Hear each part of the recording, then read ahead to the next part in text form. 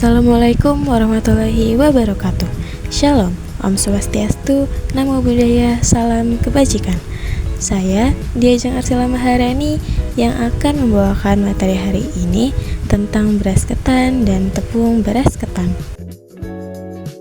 Setelah menonton video ini, peserta didik diharapkan mampu memahami pengertian kue Indonesia, dapat mengidentifikasi teknik pengolahan kue Indonesia, memahami apa itu beras ketan dan tepung beras ketan, dan yang terakhir, mampu membuat bubur kukus ketan hitam yang sempat viral belakangan ini.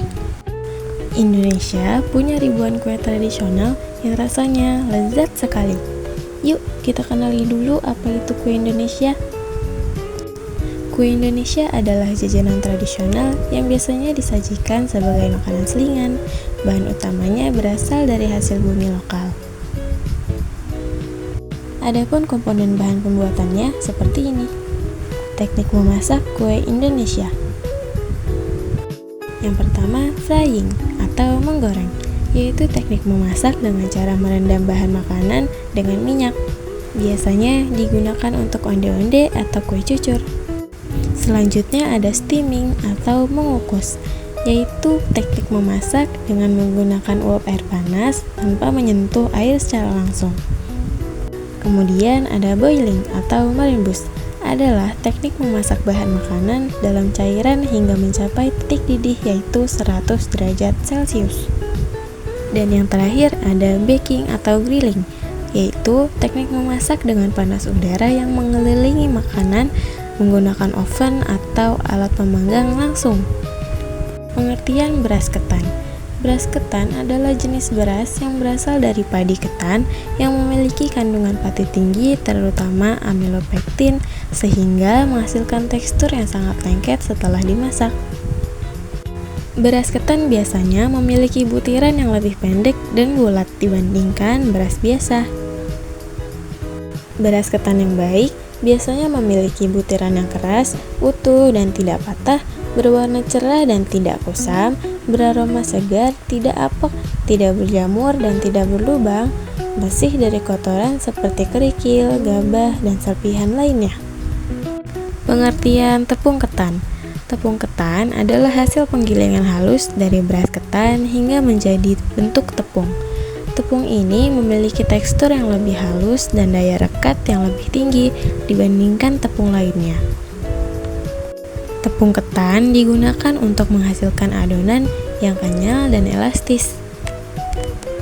Tepung ketan yang baik biasanya berwarna putih bersih, teksturnya kering dan lembut, tidak berbau apek, dan tidak berjamur. Berikut cara membuat olahan tepung beras ketan. Yang pertama, siapkan dulu bahannya. Pertama-tama masukkan telur, gula, garam, dan emulsifier. Kemudian dikocok sampai kaku. Setelah adonan kaku dan berjejak, masukkan tepung. Tepung dimasukkan perlahan supaya tidak menggumpal.